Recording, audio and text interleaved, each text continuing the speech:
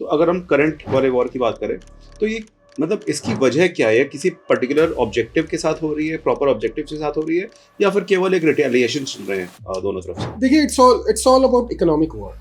जी oil, अभी Venezuela का आपको सबको पता ही है, अभी अमेरिका ने वेनेजुएला का जो हाल किया है। जी तो पहले वेनेजुएला की जब आप बात करते हैं, वेनेजुएला के पास approximately 40 billion barrels of oil. जी। तो इसकी वजह क्या है कि ईरान उनको टारगेट कर रहा है? देखिए, यूएस और ईरान, ये जो डिस्टेंस है, जी यूएस के अंदर रह के मिलिट्री बेस यूज नहीं कर सकता। यूएस अपने पास से मिसाइल अटैक नहीं कर सकता। करेक्ट। तो यूएस ने दो चीजें, कहते हैं कि हमारे यहाँ एक कहावत है कि दूसरे के कंधे पे आपने सहारा बना के गोली जी। चलानी है। तो पहला सहारा जो बनाया वो बनाया इसराइल को। जो ऑयल रिजर्व्स हैं, क्या उनको वो कैप्चर कर लेंगे? क्या देखिए, करेंगे? इकोनॉमिक वॉरफेयर के अंदर एक ही चीज होती है कि मेरे पास 400 बिलियन बैरल ऑयल है, जी ये ऑयल महंगा कैसे बिके? जी पहली सोच अमेरिका की, जी जो कि गलत साबित हो रही है। जी। तो जब डोनाल्ड ट्रंप आए थे, उनका जो जिस कैंपेन के साथ आए थे, दैट वाज मागा, मेक अमेरिका ग्रेट अगेन। तो क्या उसको चोट लगी है काफी इस वॉर के बाद? लगता है लगेगी। हाँ, America will be great again because dollar, what I am expecting is to be half of the value. वहाँ पे इंश्योरेंस का क्या रोल आया? अगर वहाँ पे लोगों के इंश्योरेंस थे, तो क्या इंश्योरेंस में ये सब वॉर और इतने इस तरीके के चैलेंजेस कवर्ड थे, और इंश्योरेंस कंपनीज ने कुछ हेल्प करी वहाँ पे? देखिए, इंश्योरेंस तो हालांकि मैंने क्लेम रजिस्टर कर दिया जी और बाकी डॉक्यूमेंट्स तो मैंने आने के बाद सारे सबमिट करे। जी। नेक्स्ट डे मेरे पास लेटर आ जाता है रेपुटेशन का। Okay. Reputation means your claim has been terminated on the grounds that the war and terrorism is not covered in majority of the policies. अब ये क्लॉजेस मैं जब देखता हूँ तो एक बड़ी विडंबना की बात है ये कि ये कंपनीज सिर्फ लुटेरी है, सिर्फ एक जिसको कहते हैं कि ये सिर्फ रेवेन्यू जनरेशन के लिए बैठी है। Ladies and gentleman, boys and girls, welcome to the show the human quotient. आज की डेट में वॉर शुरू हो चुकी है, मिसाइल्स अलग अलग कंट्रीज के ऊपर गिर रही हैं। इस वॉर का इम्पैक्ट इंडिया पे और वर्ल्ड पे क्या पड़ने वाला है, इसके बारे में आज हम बात करेंगे। और इस बारे में बात करने के लिए हमारे साथ हैं श्री अंकित जैन, जो कि ट्रेड कमिश्नर हैं, जो कि एक ट्रेड कमिश्नर है इंडिया EU ट्रेड काउंसिल के। आपका बहुत बहुत स्वागत है अंकित जी इस शो में। अंकित जी, आपका बहुत बहुत स्वागत है द ह्यूमन क्वेश्चन शो में। धन्यवाद सर, धन्यवाद, बहुत बहुत धन्यवाद। ठीक है अंकित जी, शुरू करते हैं। तो अंकित जी, जैसा कि हम देख रहे हैं कि अभी वॉर शुरू हो चुकी है, मल्टीपल कंट्रीज इन्वॉल्व हो चुकी हैं, तो क्या हम कह सकते हैं कि ये एक फुल स्केल रीजनल वॉर में कन्वर्ट हो गई है? सर, वर्ल्ड वॉर 3 की जब हम बात करते हैं कि आने वाली है या कुछ जी लोग कह रहे हैं चालू हुई या नहीं, देखिए कहीं ना कहीं एक चिंगारी लगती है। जी वॉर से पहले एक चिंगारी आती है, मैं तो इसको शुरुआत बोलूंगा। जी और अब ये तो शुरुआत है, उसका ये नहीं पता ये साल भर चले, 2 साल चले। जी। तो वर्ल्ड वॉर 3, जी। WW3, देखिए WWW world wide web America ने बनाया था जी। और WWW वर्ल्ड वॉर 3, WW3, ये भी शुरुआत अमेरिका है। जी शुरुआत अमेरिका ने जी। तो चालू हो चुकी है सर, ओके। और चलती रहेगी। मुझे नहीं लगता कि अभी हाल फिलहाल में ये चीजें रुकेगी। राइट।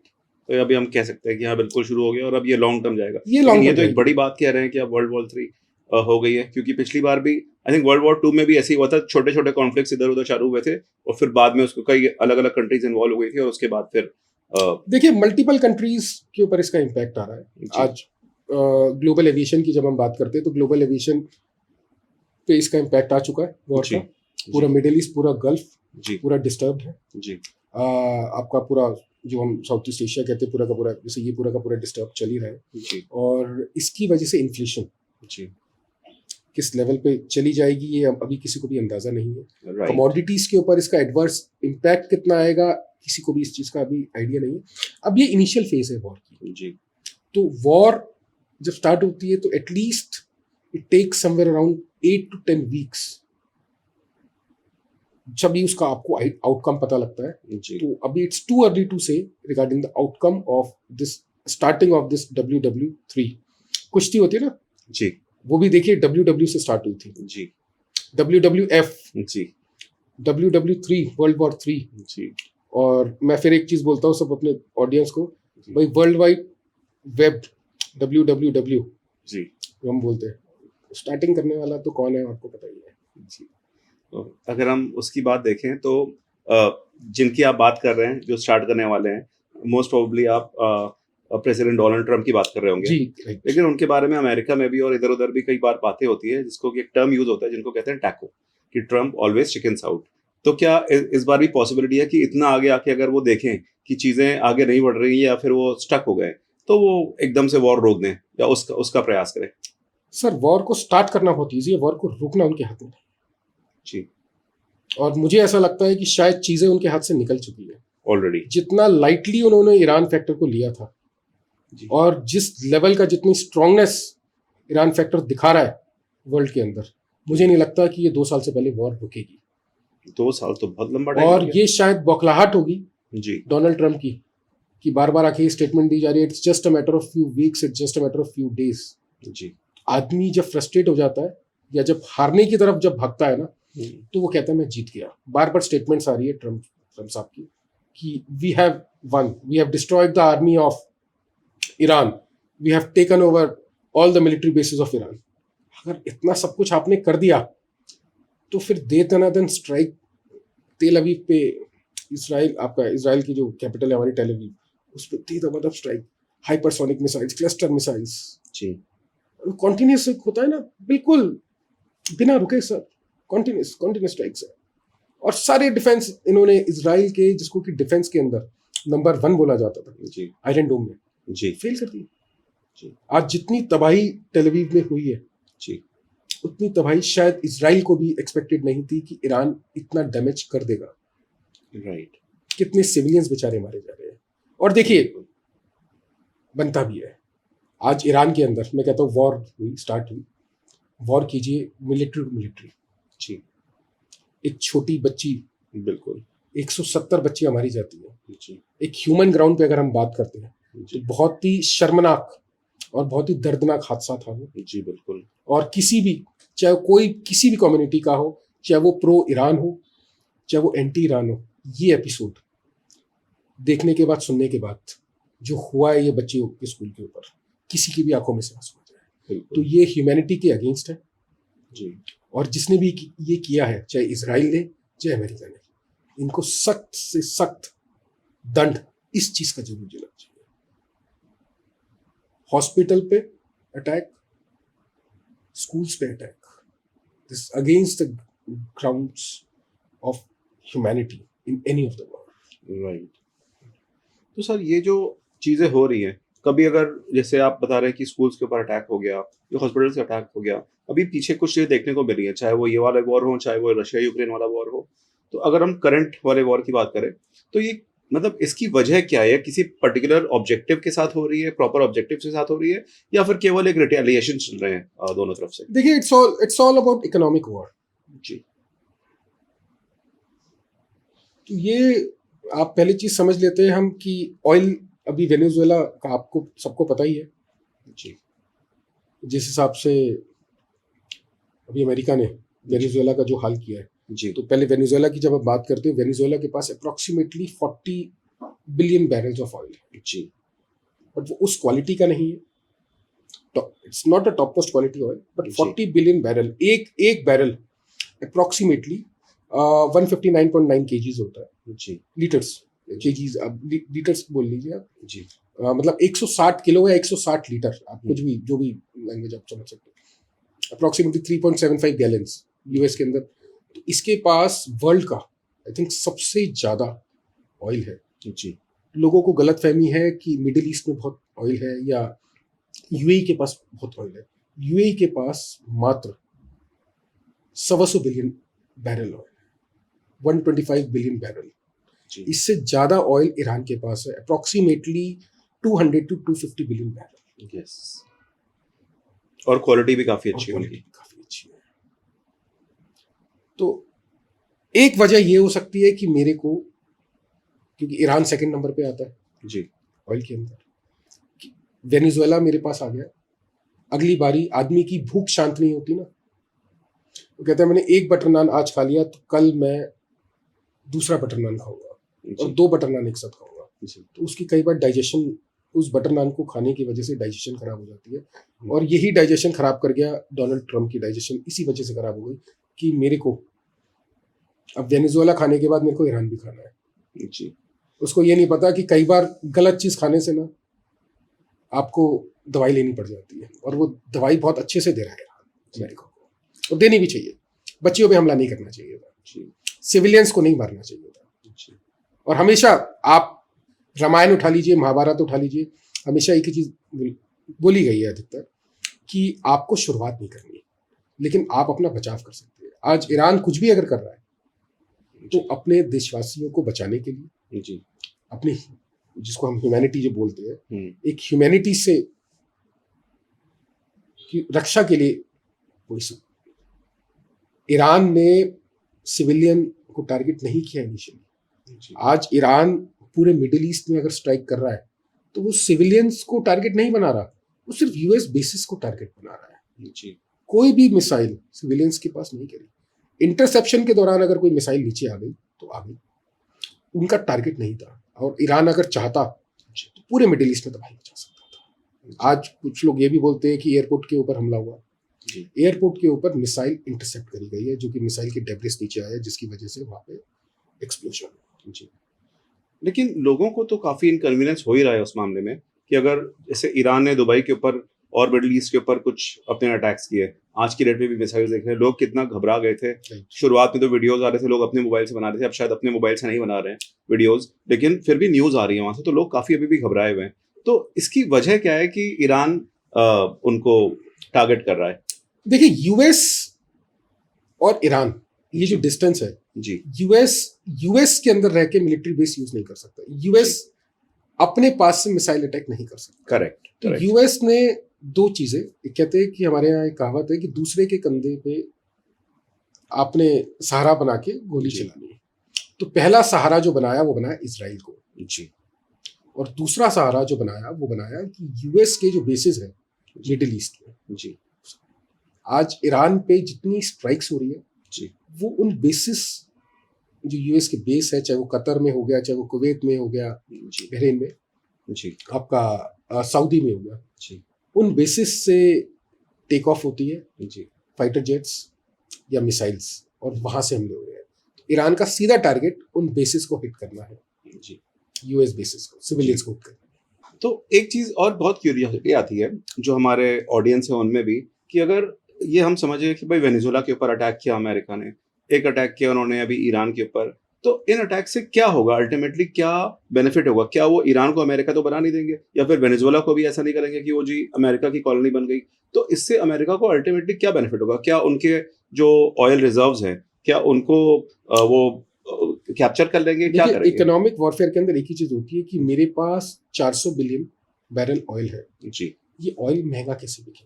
जी पहली सोच अमेरिका की, जी जो कि गलत साबित हो रही है। जी दूसरी सोच अमेरिका की, जो कि आपको हर स्टेटमेंट में, हर प्रेस कॉन्फ्रेंस में दिखती है, जी कि we are number 1, we are जी। Super powers, we are dictators. जी उन्हें प्रोपोगंडा बनाया कि ईरान में विमेन सेफ नहीं है, जी विमेन की एजुकेशन कम है, या लोग बहुत परेशान हैं, जबकि ये ग्राउंड रियलिटी ऐसी नहीं है। जी हम लोगों को मीडिया ऐसी दिखा, भाई हम लोगों को चीज़ें ऐसी कन्वे कराई जाती है कि नॉर्मल ह्यूमन यही समझेगा कि ईरान में चीज़ें गलत है। ऐसा नहीं है। जी पिक्चर तो इंडिया की भी गलत दिखाई जाती है बात, कि इंडिया में जी। बहुत गरीबी है। क्या इंडिया में गरीबी है? बिल्कुल भी नहीं। काफी हद तक काफी कवर किया हम लोगों ने गरीबी को, एक पिछले कुछ सालों में तो बहुत ज्यादा तो अच्छी तरीके ये से। जो प्रोपोगंडा बनाया गया है जी कि ईरान न्यूक्लियर लॉन्च कर रहा है, जो कि against ethics of the world है, भाई who is America to dictate? America को इतना अधिकार तो किसी ने नहीं दे रखा। आप सुपर पावर है, आप अपने घर में बैठिए, आप अपनी चीजें, आप अपनी टेक्नोलॉजी को अपग्रेड कीजिए, जी आप दूसरे को क्यों रोकते हैं? जी तो पहला, जैसे मैंने आपको बताया, जैसे आपका जो क्वेश्चन था पहला, ऑयल की जो प्राइसेस है, ऑयल मोनोपोली। जी सेकंड, अमेरिका का हमेशा एक टारगेट रहा है, dispose of the old and outdated arms and ammunitions. जी अब ये दोनों 2 चीजें सफल होती नजर आ रही है। अब जब वॉर होता है अल्टीमेटली, सपोज वॉर तो ईरान, इजराइल और अमेरिका, जी बाकी जो कंट्रीज है वो दहशत में आती है, जी वो भागती है arms, ammunitions, weapons, missiles, drones, ये सब खरीदने। करेक्ट। तो अल्टीमेटली ऑप्शंस तो बहुत लिमिटेड है ना। चाइना, रशिया, यूएस एटलीस्ट 30%, 40%, 50% तो आएगा। तो आउटडेटेड जो अपने आर्म्स, एम्यूनिशंस है, ये सब डिस्पोज कर देते हैं और काफी बड़ी बड़ी डील्स चल रही है इसकी। जी ऑलरेडी शुरू हो चुकी है। लेकिन कई बार चीजें उल्टी पड़ जाती है और इस बार शायद चीजें फर्स्ट टाइम ऐसा हुआ है कि डोनाल्ड ट्रंप के अगेंस्ट है। मैं इसमें यूएस नहीं बोलूंगा, जी मैं इसमें दो पार्ट्स कर देता हूँ, Donald Trump versus US. Right. क्योंकि यूएस के जो सिटीजन्स हैं they are not liking the policy and the strategies how the Donald Trump is moving. It can be against. लेकिन मुझे तो घबराहट ये भी नजर आती है आने वाले टाइम के अंदर एज अ ह्यूमन कि कोई अमेरिकन टूरिस्ट अगर कल को जाता है किसी भी कंट्री में, मुझे नहीं लगता उनकी, मेरे को तो सेफ्टी सिक्योरिटी पे इशू आता है। जी क्योंकि पूरा वर्ल्ड बहुत एग्रेसिव हो चुका है towards the Americans. Towards Donald Trump और उसकी वजह से अमेरिकन्स एक शख्स ने वर्ल्ड वाइड डिस्टर्बेंस को की। इट्स नॉट अमेरिकन, जी एक शख्स, डोनाल्ड ट्रंप। तो देखिए, आप एक कंट्री को रिप्रेजेंट कर रहे हैं, जी तो खमियाजा तो आपको भुगतना ही पड़ेगा ना। फिलहाल तो अभी दूसरे लोग भुगत रहे हैं। काफी लोग ट्रांजिट में फंसे हुए हैं, जी काफी लोग एयरपोर्ट पे फंस गए थे, काफी लोग किसी मीटिंग्स के लिए गए थे। जैसे हम लोग किसी मीटिंग के लिए गए कतर में, जी तो हम लोग फंस गए वहां पे। उसके बारे में कुछ और बताइए, क्योंकि आपने ह्यूमन एंगल बोला। जिस दिन स्ट्राइक्स हुई कतर के ऊपर, उस दिन आप कतर में ही थे। मैं बहुत नजदीक था जी, यूएस एयरबेस के पास। जी डेजर्ट सफारी और सैंड बैशिंग ये सब हम लोग कर रहे थे। सडनली एक एक्सप्लोजन हमने सुनाई दिया और मोबाइल पे एक बहुत हाई इंटेंसिव अलार्म सा वाइब्रेशन आई। जी पहली बार तो ऐसा समझ नहीं आता एकदम से अचानक कि क्या Correct. है क्या नहीं, कुछ स्पैम सा नजर आया। तो उसके बाद जो हमारे जो ड्राइवर जो थे, जी जो डेजर्ट सफारी करा रहे थे, उन्होंने बोला this national threat and we have to run. किसी तरीके से होटल पहुंचे, जी शाम तक चीज़ें समझ आई कि सब चीज़ें बंद हो चुकी है, एयर स्पेस बंद हो चुका है। तो पता लगा कि जी सिचुएशन इज नॉट गुड,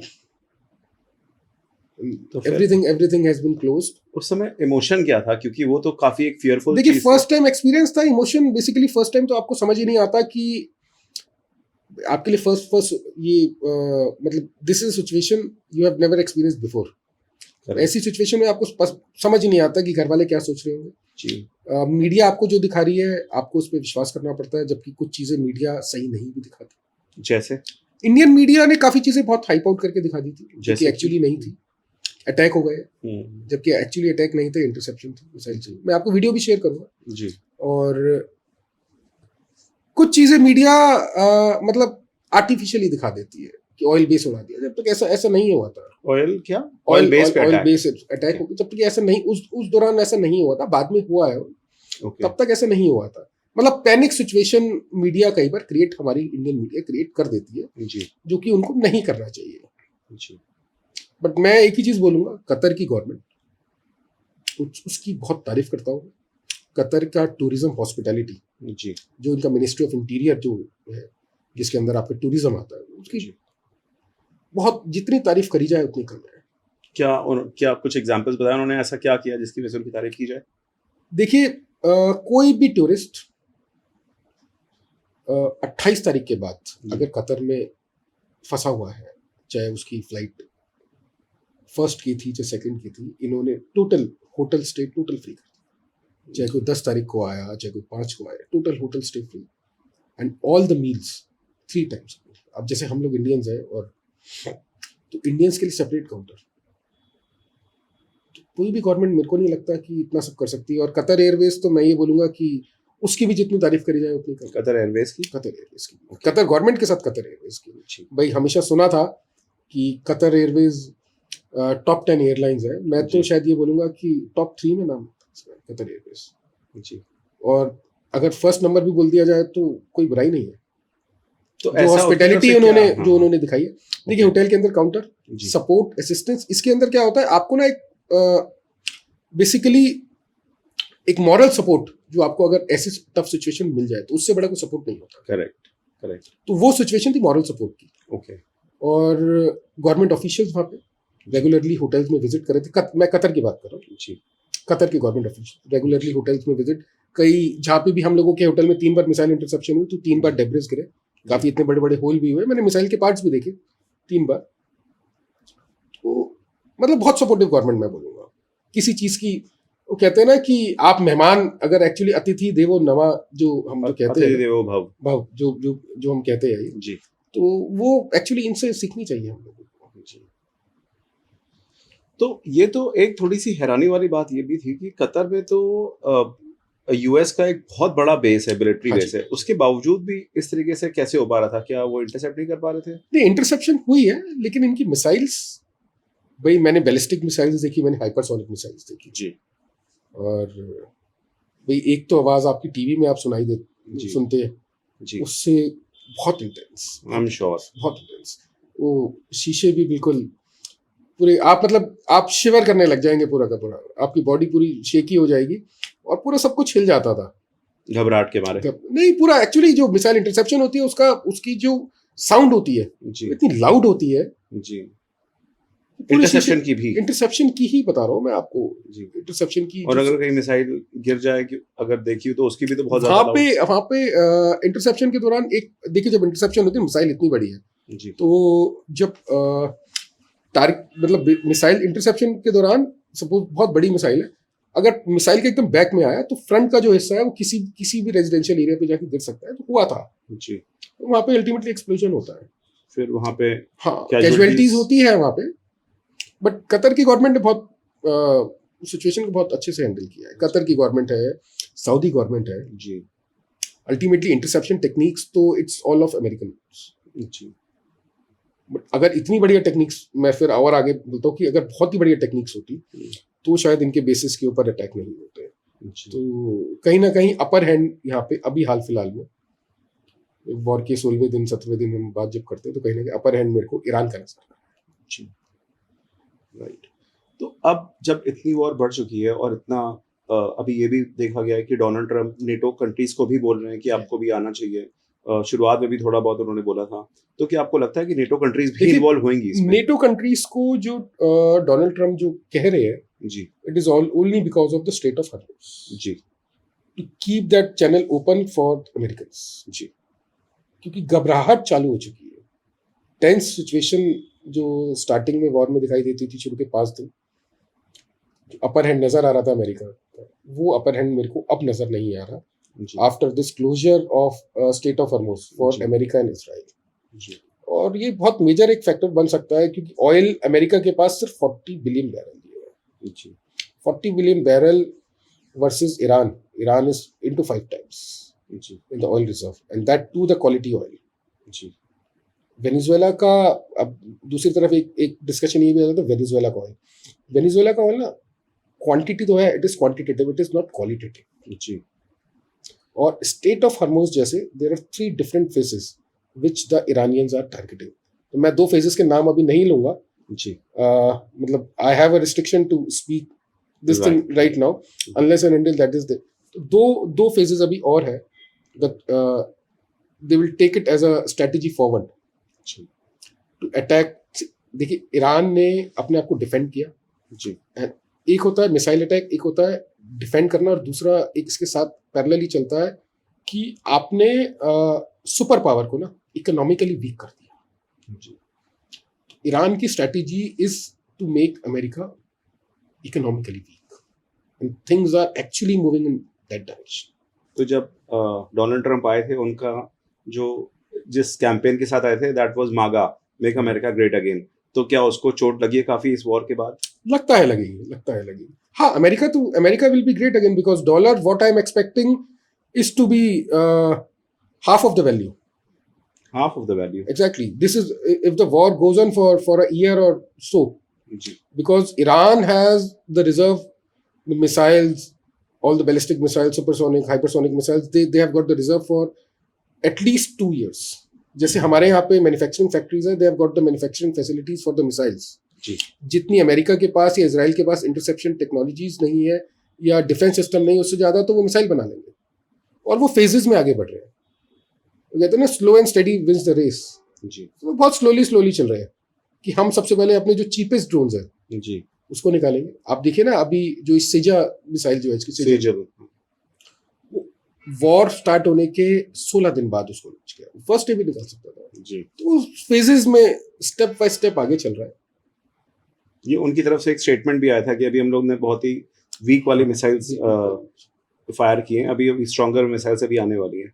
इतना और देखिए ईरान की तरफ से ना अभी तक जैसे यूएस की तरफ से आए दिन स्टेटमेंट्स आ रही है, जी ईरान की तरफ से कोई भी नेगेटिव स्टेटमेंट नहीं, कोई भी ईरान की तरफ से ऐसी स्टेटमेंट नहीं आई which is against the humanity. जी पहली स्टेटमेंट आती है we are just defending ourselves. जी सेकंड स्टेटमेंट आती है we don't want any countries in the middle east to keep the base for US, जी because these bases they are Americans are using against Iran। जी। और आपका base बनाने का basic जो एक ऑब्जेक्टिव जो था, जी वो ऑब्जेक्टिव ये था टू प्रोटेक्ट दैट कंट्री। आप जी। कतर की बात करें, आप सऊदी की बात करें, आप कुवैत की बात करें, तो अगर मिसाइल जाके गिर गई तो आपका बेसिकली आपका डिफेंस सिस्टम वीक है ना। जी आपका डिफेंस सिस्टम, अमेरिका का डिफेंस सिस्टम बोला जाता है कि नंबर 1 है। जी अगर इतने नंबर 1 होता तो शायद एक भी मिसाइल गिरनी नहीं चाहिए थी। इनफैक्ट इजराइल, मुझे तो ये भी उम्मीद नहीं थी कि इजराइल का आयरन डोम बोला जाता है कि वर्ल्ड में नंबर 1 है, जी लेकिन जिस हिसाब से टेल अवीव के अंदर जो अटैक्स हुए हैं, जी मुझे डाउट है। आई थिंक मुझे अब ऐसा लगता है कि Iran is much more advance in arms, ammunitions, missiles and all this drone technologies. आप कह रहे हैं कि अमेरिका का वीक है, तो अमेरिका का जितना भी पीछे कुछ टाइम में पता चला था, वो तो गोल्डन डोम बनाने की बात कर रहे थे, वो तो काफी उसी के लिए वो कह रहे थे कि ग्रीनलैंड भी चाहिए उनको, उसी के लिए वो स्पेस में भी कुछ सर, ऐसे इंतजाम कर रहे थे अपने। एक होता है बात करना जी और एक होता है practically what the world is watching. जी world is watching Iran as an upper hand this current war. अभी तो 16 दिन हुए हैं, जी आप देखते रहिए, ये वॉर लंबी चलेगी। और अमेरिका बैकआउट, मुझे लगता है कि they will have no option to go for the negotiations और to back out from this war. जी। अभी आपने स्ट्रेट ऑफ हॉर्मोज की बात की, उसके बारे में थोड़ी बात करते हैं। वहां पे आप बता रहे हैं कि ऑलरेडी ब्लॉक हो चुकी है, वो प्रॉब्लम्स आ रही है वहां पे, तो क्या ये एक जो इकोनॉमिकल चैलेंजेस आने वाले हैं वर्ल्ड के लिए, क्या ये उसकी शुरुआत है? हो सकता है सर, हो सकता है। देखिए इसके अंदर अमेरिकन के लिए ब्लॉक है एंड इजराइलियंस के लिए ब्लॉक है। और थर्ड इनकी जो स्टेटमेंट आएगी, that is statement anyone supporting American Israel, the state of Hormuz is block for those. अब स्टेट ऑफ हॉर्मोज एक ऐसी जगह है जहाँ पे 20% जी of the global oil moves from. It is a huge number. अब इंडिया इसलिए साइलेंट है। और अब जब देखिए, आप एक तरफ भूल जाइए कि ईरान है या अमेरिका है, अगर एज ए ह्यूमन अगर बात करते हैं, आप किसी के सुप्रीम लीडर को जी अगर मारते हैं, तो उनका अधिकार है बदला लेने का। जी। तो इंडिया के लिए सिचुएशन कितनी सीरियस हो चुकी है अभी तक? देखिए इंडिया के लिए अभी सिचुएशन सीरियस नहीं है, लेकिन एक मेजर इम्पैक्ट इंडिया पे आ सकता है, इन्फ्लेशन, जी increase in the oil prices, जी which is on the cards. We are expecting somewhere around $200 a barrel. ये ऐसा कहा जा रहा है कि ये ईरान का ये ऑब्जेक्टिव है कि 200 बैरल पर। देखिए ईरान का ऑब्जेक्टिव नहीं है जी, ये ऑब्जेक्टिव जो स्टार्ट हुआ है वो स्टार्ट हुआ है फ्रॉम US, फ्रॉम अमेरिका से। ईरान का कभी ऑब्जेक्टिव नहीं था। ओके ईरान का तो 80% जो बायर है जी चाइना। जी ईरान ऑयल का मेजर एक्सपोर्ट चाइना में जाता है। जी और वो रूट में आपको बताता हूँ, ईरान टू मलेशिया, मलेशिया में टैंक्स को रीलेबल करा जाता है, जी so that no one can trace that where is the oil coming from, जी। और फिर चाइना में जाता है। तो चाइना भी अभी बड़ी शांति से देख रहा है एंड सपोर्टिंगली। तो अभी जैसे आपने बताया कि रिलेशंस की बात करी, तो इंडिया का तो रिलेशन काफी बैलेंस दिखता है कि इंडिया का ईरान के साथ भी रिलेशन अच्छे हैं, यूएस के साथ भी रिलेशन अच्छे हैं और इजराइल के साथ भी रिलेशन अच्छे हैं। अभी हमारे प्राइम मिनिस्टर इजराइल भी होके आए हैं। अभी थोड़ा टाइम पहले एक स्टेटमेंट आई थी कि डोनाल्ड ट्रंप के साथ भी उनकी ट्रेड डील के ऊपर कुछ बात हुई, जिससे कि जब कुछ हमारे सैंक्शंस लगे हुए थे वो थोड़े कम हो गए, और अभी हमने देखा है कि 2 जो टैंकर्स हैं वो हमारे वहां से भी, जो 2 शिप्स हैं वो स्ट्रेट ऑफ हर्मुज से भी आ रहे हैं। तो इंडिया को आप किस पोजीशन में देखते हैं इस तरीके से? देखिए, इंडिया अभी बिल्कुल साइलेंट स्टेज पे है. जी it's not the correct time to comment on India. जी ईरान से रिलेशन इंडिया के ठीक है, जी लेकिन अमेरिका से कभी किसी के रिलेशन ठीक नहीं हो सकते, क्योंकि अमेरिकन को शुरू से एक ही चीज समझ आती है, जी डिक्टेटरशिप है. हम चाइना को बोलते हैं communist, but actually dictatorship America, जो अभी ट्रम्प जो कर रहा है वो डिक्टेटरशिप ही बोलूंगा मैं. जी जब आप किसी चीज को स्टार्ट करते हैं ना, जी इंस्टिगेटर जो, तो वो इस टाइम किसी भी चीज को इंस्टिगेट करने के लिए, भाई बढ़ावा देने के लिए, वो इस टाइम काफी टाइम से जो काम कर रहे हैं मिस्टर डोनाल्ड ट्रम्प कर रहे हैं. ये थोड़े टाइम से देखा गया है कि चाहे कनाडा के साथ उनके रिलेशन खराब हो गए, यूरोपियन यूनियन के साथ भी काफी रिलेशनशिप में काफी चैलेंजेस आए थे अभी, जब उन्होंने बैठ के अपने सामने सारे लीडर्स को बैठा दिया था, और उसके बाद फिर इस तरह की और भी काफी चीजें हुई. तो आपको क्या लगता है ये किस डायरेक्शन में जा रहा है? ये यूएस एज अ कंट्री के लिए उनकी जो इमेज है वो डैमेज हो रही है, या फिर it is only Donald Trump? No, it is only Donald Trump. Americans as a whole, they are very, very good people, and they are actually not liking Donald Trump. जी आदमी से कई बार एक ब्लंडर हो जाता है, कई बार एक मिस्टेक हो जाती है, हर किसी से होती है. जी तो अमेरिकन्स के लिए एक सबसे बड़ा ब्लंडर जो था जी वो ये था कि Donald Trump is in chair right now. जी और ये जो भी डिस्टर्बेंसेस वर्ल्ड वाइड हुई है, जी it's only after when the Donald Trump has stepped in the chair as a president of US. उससे पहले ठीक है, सब चीजें स्टेबल थी वर्ल्ड वाइड. आज इंडस्ट्री वाइज लॉस देखिए ना, aviation industry it's facing heavy losses because of this. Inflation से एक नॉर्मल आदमी, जी उसके लिए भाई 20-30-50 हज़ार रुपए कमाने वाला आदमी, उसके लिए अगर चीजें महंगी हो जाएगी तो उसकी कमाई तो उस प्रोपोर्शनेट में नहीं बढ़ी ना. जी आप एक चीज बेचते हैं as a business, you are selling one thing and you are buying 99 things. So when you are buying 99 things and that has become costlier, so it is only because of that single individual जी who calls himself a superpower. So it's basically the superficial ego of that person who's disturbing the entire globe. काफी हद तक ये challenges तो US में भी आ गए थे, उन्होंने टैरिफ तो लगा दिए, बट वही सामान तो महंगा उनकी जनता को ही मिल रहा था. सर, डोनाल्ड ट्रम्प को एक्चुअली ये नहीं पता होता कि हाथ धोने से पहले तो टैरिफ 200% और हाथ धोने के बाद साबुन अगर पसंद आ गया तो टैरिफ 50%. जी तो जिस आदमी की स्टेटमेंट बहुत फ्रीक्वेंटली चेंज होती रहे ना, जी तो उसकी स्टेटमेंट की वैल्यू ऑथेंटिसिटी कम हो जाती है कुछ टाइम बाद. तो अमेरिकन भी हंसते हैं. जी तो इंडिया के वापस से बात करते हैं. इस टाइम पे जो वॉर चल रही है उसकी वजह से काफी सारे इंडियंस, मिलियंस ऑफ इंडियंस हमारी गल्फ कंट्रीज में फंसे हुए हैं. तो उनके लिए कितना ज्यादा फियर या कितना ज्यादा इस टाइम पे डेंजर है? सर, मैंने पहले भी दरख्वास्त ये करी थी और रिक्वेस्ट यही की थी गवर्नमेंट से, जो एज ए टूरिस्ट गए हैं जी उनकी इवैक्यूएशन, उनकी रिपेट्रिएशन, जी it should be the responsibility and the accountability for the government of India. जो वहाँ पे परमानेंट रेजिडेंसी के ऊपर है जी या जो वहाँ पे सेटल्ड है, उनकी प्रेफरेंस सेकंड होनी चाहिए, जी immaterial whether they are Indian और नॉट. पहली प्रेफरेंस टूरिस्ट की ही होनी चाहिए, जी सेकंड प्रेफरेंस उन इंडियंस की होनी चाहिए जो वहाँ पे उस कंट्रीज का, being on an Indian passport, they are increasing the GDP of the other country. जी आपको ये देखना पड़ेगा कि आपको सबसे पहले अपने टैक्स पेयर को बाहर निकालना है, जी अपने सिटीजन को बाहर निकालना है. सिटीजन को आप कैटेगराइज कर दीजिए. इसके ऊपर काफी लोग मेरे से बहस भी करते हैं कि why tourist first, why not we. जी टूरिस्ट इसलिए क्योंकि उसकी डिपेंडेंसी आपके ऊपर है, जी इंडियन गवर्नमेंट के ऊपर है, जी इसलिए टूरिस्ट फर्स्ट. तो सर, आपने जैसा कि बताया जब इस तरह के चैलेंजेस आए उस टाइम पे आप कतर में ही थे, कतर ने काफी हेल्प की, जी. लेकिन वहां पे इंश्योरेंस का क्या रोल आया? अगर वहां पे लोगों के इंश्योरेंस थे तो क्या इंश्योरेंस में ये सब वॉर और इतने इस तरीके के चैलेंजेस कवर्ड थे, और इंश्योरेंस कंपनीज ने कुछ हेल्प करी वहां पे? देखिए, इंश्योरेंस तो हालांकि मैंने क्लेम रजिस्टर कर दिया था जी और बाकी डॉक्यूमेंट्स तो मैंने आने के बाद सारे सबमिट करे. जी नेक्स्ट डे मेरे पास लेटर आ जाता है रेपुटेशन का. Okay Reputation means your claim has been terminated on the grounds that the war and terrorism is not covered in majority of the policies. अब ये clauses मैं जब देखता हूँ तो एक बड़ी विडंबना की बात है ये.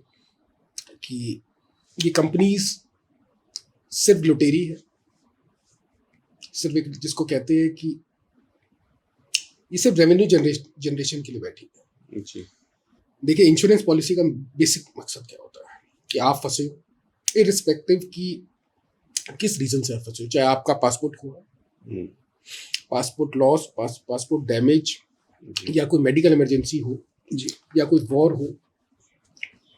और जब रिसर्च किया तो ये पता लगा कि वर्ल्ड वाइड बहुत लिमिटेड ऐसी कंपनी है जो कि वॉर और टेररिज्म को कवर करती है। तो उस दिन ये कसम खा ली हम्म, कि पॉलिसी वही लेंगे जो वॉर या टेररिज्म को कवर करे। और इनको भी सोचना चाहिए, इन लोगों को एक्चुअली ये ना अपने टर्म्स कंडीशन इतने छोटे छोटे लिख देते हैं कि आपको बेसिकली मैग्नीफायर लेना पड़ेगा उनके टर्म्स जी। कंडीशन को पढ़ने के लिए, और लूपहोल्स बहुत है। तो मैं तो लोगों को यही बोलता हूँ कि don't go for buying of any of the insurance policies. अगर कोई फ्लाइट हाईजैक हो गया तो गवर्नमेंट दे देगी, जी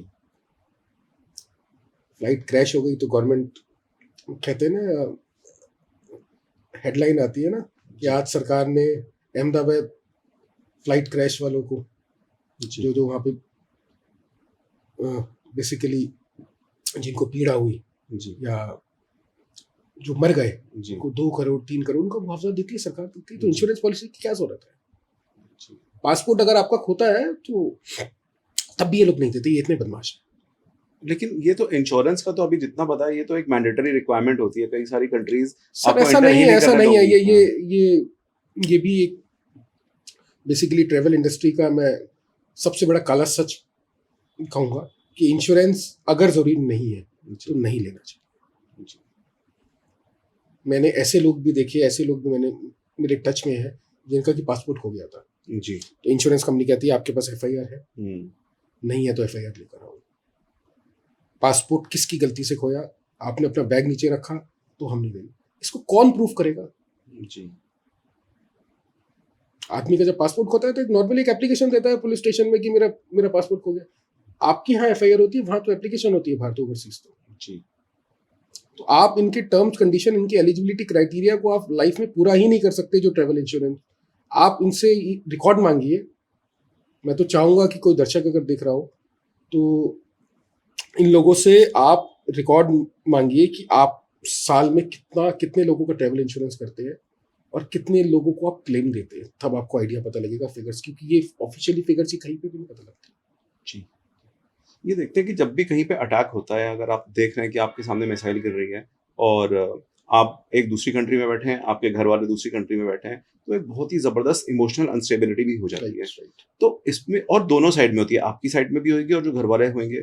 तो इस सिचुएशन को कैसे हैंडल कर रहे थे? अभी अभी सिचुएशन हुई है ये वाली, तो कैसे हैंडल कर रहे थे? अभी भी हमारे काफी लोग गल्फ कंट्रीज में हैं और उनके घर वाले यहाँ पे हैं, तो आपको क्या लग रहा है कैसे हैंडल हो रही है ये वाली देखिए, चीजें? होली का दिन था जी तो घर वालों का फोन आता है जी कि आज तो तेरे को यहाँ पे होना चाहिए था। जी तो हम लोग 5-6 फ्रेंड्स, मैंने एक वीडियो बनाई जी कि happy Holi, we are safe here hmm, and please don't worry for us, everything is fine. जी वो एक, आप अपने आप को ऐसी सिचुएशन के अंदर जब बिल्कुल काम दिखाओगे कि एवरीथिंग इज फाइन जी and everything is okay over है, डोंट वॉच टीवी, क्योंकि जितना आप टीवी देखते हो उतना आपका दिमाग खराब होता है। करेक्ट। और हम लोग बिल्कुल सेफ एंड साउंड है यहाँ पे। और एक वीडियो बना के, 1 मिनट की वीडियो बना के मैंने दे दी। तो वो एक पल था कि लोगों को लगा एवरीथिंग इज फाइन। तो जितनी टेंस सिचुएशन होगी, टेंस सिचुएशन में अपने आप को आपकी प्रेजेंटेशन, देखिए डरे तो हम भी हुए थे अंदर से, जी लेकिन उस डर को आपको बाहर नहीं निकालना। जी ऐसा कोई इंसान नहीं था हम लोगों के साथ जो डरा नहीं था। जी इनफैक्ट हम लोग तो 7-8 दिन तक सोए भी नहीं थे। दिन में सोते थे थोड़ी देर, जिस टाइम अटैक्स नहीं होते थे। तो अपनी प्रेजेंटेशन उस दौरान मैटर करती है, क्योंकि आपके साथ ना काफी लोग अटैच हैं, आप तो अकेले हैं वहां पे फंसे हुए। ठीक है, तो सर एक चीज और देखते हैं। तो ये जो वॉर चल रही है अभी, इतनी जबरदस्त वॉर चल रही है, तो ये आइडियोलॉजी की वॉर है या फिर कोई पावर गेम है या फिर ऑयल का गेम है, क्या है ये? ऑब्वियसली देखिए, पावर गेम तो सबसे पहले अमेरिका इज नंबर 1 जी and they want to prove that we are number 1। जी although they are number one, लेकिन जब प्रूव करने निकल जाते हैं कि वी आर नंबर वन, तो कई बार आप लूज कर जाते हैं। और सेकंड, जो ऑयल की गेम है, जी वो तो ऑब्वियसली ये वेनेजुएला के बाद एक चीज समझ आती है कि they wanted to take over Iran, जी but it's not easy. So I think America is losing, and I can say it's basically the combination of both the power game and obviously the oil game. क्योंकि अगर आपके country के अंदर oil नहीं है, gas नहीं है, country नहीं चल सकती। हम लोगों के पास रिजर्व्स नहीं। जी तो स्टार्ट करने वाला अमेरिका का मैंने आपको बता दिया already, they just have 40 billion barrels of oil, जी। Nothing else. तो अगर ये वाली वॉर और भी ज्यादा चलती है तो क्या लगता है आपको, कौन जीतेगा, कौन हारेगा? देखिए, सबसे ज्यादा नुकसान किसका होगा? वॉर एस्केलेशन तो मुझे लगता है कि it's already on cards. No one is willing to negotiate. Iran इसलिए नेगोशिएट नहीं करेगा कि उनके पास एक बहुत बड़ा मकसद है कि they Americans have killed their supreme leader Ali Khamenei. जी So they are not willing to negotiate at any cost. Escalate तो चीजें हो चुकी है, अभी कितनी आगे जाएगी, कब रुकेगी, कौन जीतेगा, ये कहना बहुत मुश्किल है। बट ये कहना एक चीज तय है कि America is coming to the backfront and Iran is not willing to stop at any cost, and the whole world is suffering and the whole world is watching the scenario. This is all I can say, and I can pray to God that this thing can be stopped as soon as possible on the basis of human grounds. क्योंकि देखिए, ये तो शुरू से कहावतें है, राजा महाराजाओं का काम था लड़ना, जी और पिसता कौन था, सैनिक जी या आम जनता. तो इस दौरान जो भी पिस रहा है, आम जनता पिस रही है, वर्ल्ड की आम जनता पिस रही है, और वर्ल्ड सफर कर रहा है. तो ये हमारे ऑडियंस के लिए भी है कि अगर आपको लग रहा है कि ये जो वॉर चल रही है, आप एक जगह पे सेफ बैठे हैं किसी भी कंट्री में, तो ये आपको अगर लगता है तो मैं आपको बताना चाहूंगा ये गलत है. ये वॉर आपसे भी जुड़ी हुई है और आज नहीं तो कल इसका इम्पैक्ट आपके ऊपर भी पड़ेगा. तो अभी जो ये वॉर हुई है, अमेरिकन्स, क्या आपको लगता है कि इस वॉर के बाद अमेरिकन्स आराम से ट्रैवल कर पाएंगे अक्रॉस द वर्ल्ड जैसे कि वो अभी तक करते आ रहे थे? देखिए, ईरान में ना ये सुप्रीम लीडर्स जी खामेनी, जी इसकी डेथ के बाद मैं काफी लोगों को बोलता हूँ, ये 9.5 CR, जी ये लोग नहीं है, 9.5 CR मिसाइल और ड्रोन्स है. इतना एग्रेशन है उन लोगों में. अमेरिकन्स का फ्रीली ट्रैवल करना एज ए टूरिस्ट जी will be very difficult, and Trump cannot ensure this security. Trump की सिक्योरिटी किसी के साथ नहीं रहेगी हमेशा. जी तो पहले तो अमेरिकन आप देखते होंगे, अमेरिकन एंड देखिए worldwide American Europeans they are very fond of travel.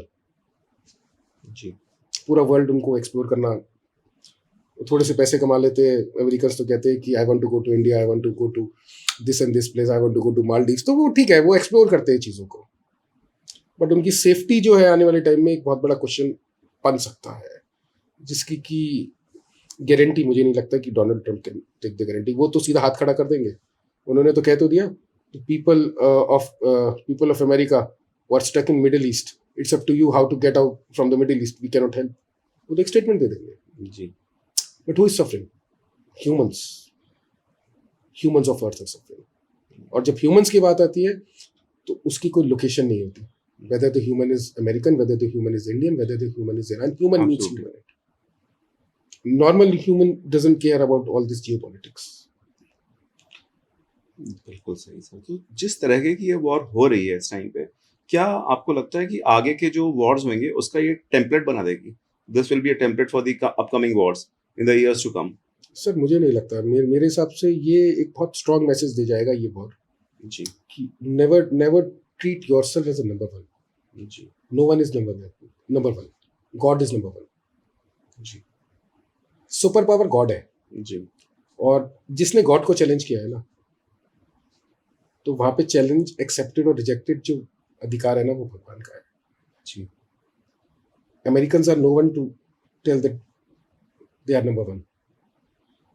Ji This is this thing that time will tell who is number one and who is not number one. मैं तो एक ही चीज बोलता हूँ, आप जितनी मर्जी अमेरिकन पढ़ाई कर ले, जी अगर आप बेसिक ह्यूमैनिटी नहीं सीखेंगे तो आपकी सारी पढ़ाई करी हुई बिल्कुल जीरो है.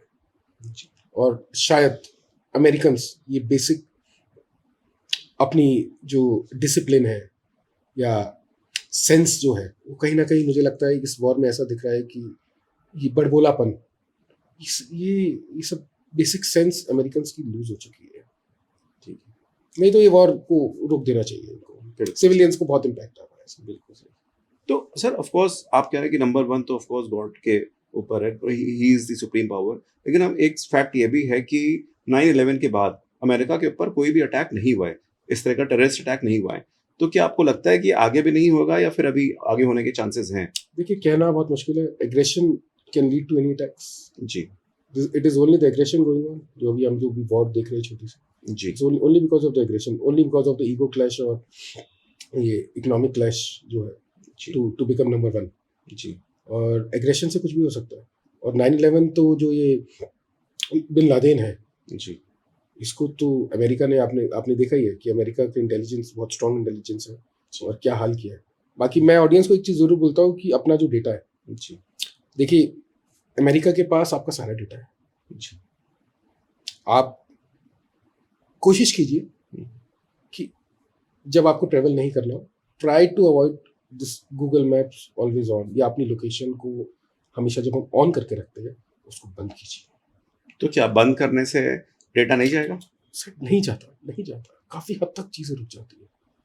ये तो काफ़ी हद तक चीज़ें, आपको लोकेशन किस लिए खोलनी है? आपको अगर गूगल मैप चलाना है, आप ये देखिए ना, जितने भी सर्वर्स हैं, जितने बड़े बड़े सर्वर्स हैं, ऑल यूएस। नहीं, एक क्वेश्चन यहाँ पे ये आता है कि ये तो हमारे लिए एक स्विच ऑफ और स्विच ऑन बटन है, अगर हम लोकेशन शेयर करना चाहें ना करना चाहें, लेकिन फोन में ही है ना वो तो फोन से तो डेटा जा ही सकता है उनके पास कि हम कहाँ जा रहे हैं। क्या जरूरत है? अगर हम छोटी छोटी चीज़ों को अपनी डेली हैबिट बना ले, जी लोकेशन ऑफ करके रख ली, जी मोबाइल डेटा या वाईफाई अगर हम ब्राउजिंग नहीं कर रहे, जी व्हाट्सएप नहीं चला रहे, फेसबुक नहीं चला रहे, इंस्टाग्राम ऑफ कर दीजिए ना थोड़े टाइम। जी छोटी छोटी बेसिक हैबिट्स है। जैसे कहते हैं ना कि भाई घर के अंदर अगर कोई काम नहीं है तो लाइट बंद कर दीजिए, जी। ये उसी तरीके से है जी।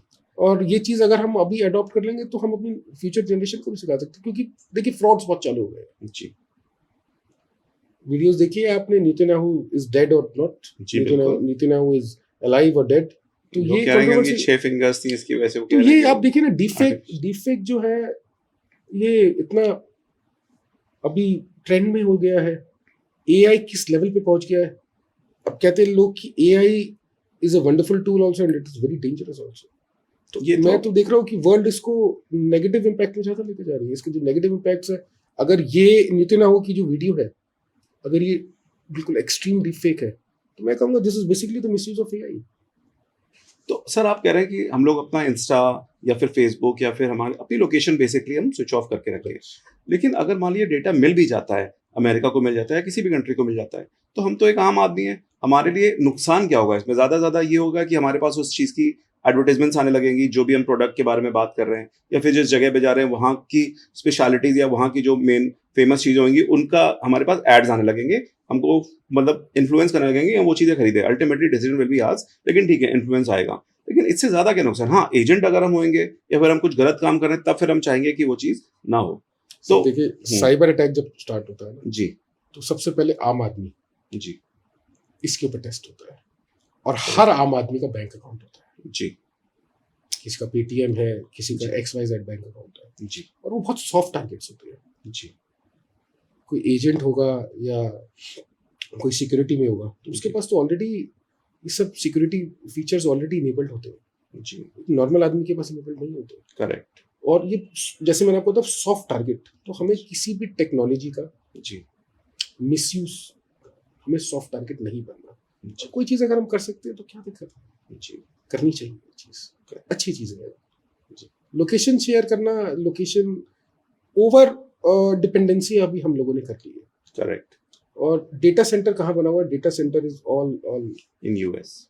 तो क्या ये समय आ चुका है कि हमारी अपनी कंट्री को भी अपना यूट्यूब, अपने फेसबुक और जितने भी इस तरीके के हम लोग प्लेटफॉर्म्स यूज कर रहे हैं वो हमारे इन हाउस होने चाहिए, ताकि हम लोग उनको यूज बिल्कुल करें होना जैसे कि चाहिए। चाइना यूज कर रहा है? हम लोगों को ये चीज़ चाइना से सीखनी चाहिए। इनका वीचैट है, जी सब कुछ इन हाउस है इनका। जी जैसे हमारा गूगल है, इनका खुद का सर्वर है। तो ये चीज़ भी देखिए, आत्मनिर्भर भारत मोदी जी का जो सपना है, जी वो एक बहुत एक स्ट्रॉन्ग मिशन है, एक स्ट्रॉन्ग विजन है इनका। और मुझे लगता है कि ये सब चीज़ें हो जाएगी। इन हाउस इंडिया में देखिए हमारे यहाँ टैलेंट की कमी नहीं है। जी तो टैलेंट तो अभी तक क्या होता था, यूएस आता था, into 100x your talent out. जी वो हमें रोकना है। यहाँ पे हम लोगों को पे स्केल वो इम्प्रूव करना पड़ेगा जी कि हम लोगों का टैलेंट वो इंडिया में रहे, वो यूएस जैसी कंट्रीज में ना रहे।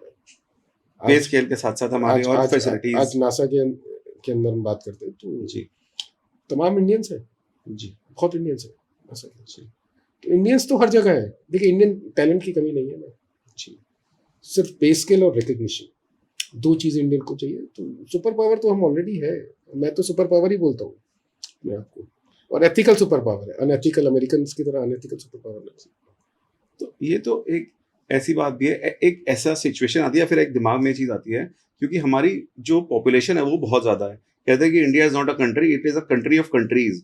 तो इतनी बड़ी पॉपुलेशन को हैंडल करना और उसको बहुत संभाल के रखना, वो भी तो एक चैलेंज है। तो कितना वाइब्रेंट कल्चर है, मल्टी एथनिक पीपल है यहाँ पे। जी आपको जब टेस्ट ऑफ इंडिया की जब हम बात करते हैं तो भाई कश्मीर से कन्याकुमारी, जी आप जब ट्रेवल करते हैं तो भाई हर 100 किलोमीटर पे लैंग्वेज चेंज हो जाती है, बिल्कुल हर 100 किलोमीटर पे खाना चेंज हो जाता है। जी जब इतनी सारी चीज़ें, इतने सारे कलर्स इंडिया में मिलते हैं, जी इससे बढ़िया तो देश मुझे लगता नहीं है बिल्कुल कोई हो बिल्कुल। सकता है। तो ये तो हम लोगों का सौभाग्य है कि हमारे को ऐसा ऐसा देश मिला है। भाई पहाड़ी खाना खाना है तो यहाँ से 100 किलोमीटर दूर चले जाइए। दिल्ली में अगर गर्मी है तो ये बहुत पास में हिल्स है, चले जाइए। जी इससे बढ़िया बाहर के लोग तो तरसते हैं सर धूप के लिए। बिल्कुल सर, ये तो मैं आपकी बात से 100% मानता हूँ, इस चीज़ से अग्री करता हूँ कि हम लोग बहुत ही सौभाग्यशाली है कि हम लोग इंडिया में हैं, हम लोग भारत में हैं। तो दोस्तों, आज हमने देखा कि ये जो वॉर चल रही है, इसका इम्पैक्ट केवल इंडिया के ऊपर या मिडल ईस्ट के ऊपर नहीं है, ये पूरे वर्ल्ड को इन्फ्लुएंस कर रही है और पूरा वर्ल्ड इससे इम्पैक्ट हो रहा है। अंकित जी, आप हमारे शो पे आए, आपका बहुत बहुत धन्यवाद। उससे भी ज़्यादा धन्यवाद इस चीज़ का कि हम आपके घर में आके ये शूट किया और आपने हमें इनवाइट किया, इसके लिए बहुत बहुत धन्यवाद। Thank you sir.